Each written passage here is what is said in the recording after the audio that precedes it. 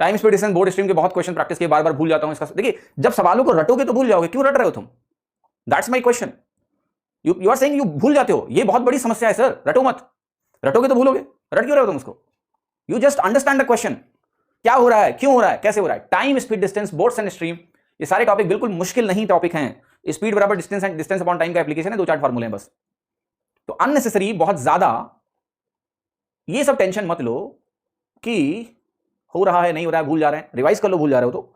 अगर आप कॉन्सेप्चुअली चीजों को भूल रहे हो तो एक बार रिवाइज कर लो। लेकिन मेरा तो यही मानना है कि अगर आप भूल रहे हो मतलब कॉन्सेप्ट नहीं भूल सकते हो, ठीक है, तो भूलो तो रिवाइज करो, थोड़ा 1-2 बार पक्का कर लो उसको, ताकि चीजें। अब इतना ध्यान दिमाग मत लगाओ, अभी एग्जाम के नजदीक पता है कई बार क्या होता है। एक बार मैं आपको एक चीज बताता हूँ, ऐसा मेरे साथ भी एक बार हुआ है। एक बार ऐसा हुआ कि मेरे साथ एग्जाम के पहले लगा, मैं आईटी का एग्जाम देने जा रहा था प्री का, और मेरी थोड़ी तबीयत खराब हो गई थी, मतलब जब मैं दे रहा था अटेम्प्ट तो मेरी तबीयत गड़बड़ थी थोड़ी, तो मुझे थोड़ा लग नहीं रहा था कि होगा, क्योंकि कुछ याद ही नहीं आ रहा था, मैंने पढ़ाई भी ठीक से करी नहीं थी एग्जाम के पहले। तो एग्जाम में जब मैं जाने वाला था ना, तो मेरे को लग रहा था कुछ याद ही नहीं है। एक रात पहले से ही लग रहा था कि मुझे कुछ भी याद नहीं है, सीरियसली। मैं बेसिक चीजें अगर याद करने की कोशिश कर रहा हूं तो मुझे लगा मुझे कुछ भी याद नहीं है। लेकिन जब मैं एग्जाम देने का तो मुझे सब याद आ रहा था वहां पर, मतलब कई सारी चीजें तो ऐसी याद रही थी, मुझे लगता था कि मैंने 6 महीने पहले करी होंगी इसको। तो एक चीज मैं आपको बताता हूं, इसको बहुत ध्यान से सुनिएगा। तुम्हारा जो दिमाग है ये सब कुछ स्टोर करता है, एवरीथिंग, एवरी सिंगल थिंग ये स्टोर करता है। Every single little thing from your childhood till now, it has stored everything. Access problem हो जाती है कई बार, ठीक है, एक्सेस प्रॉब्लम हो जाती है कि वो इमीडिएट रैम में नहीं पड़ा है कि एक्सेस हो रहा हो। बट एग्जाम में जब आप हाईली कंसंट्रेटेड होते हो, एग्जाम में पता है क्या, आपका कंसंट्रेशन पूरा एग्जाम पे होता है।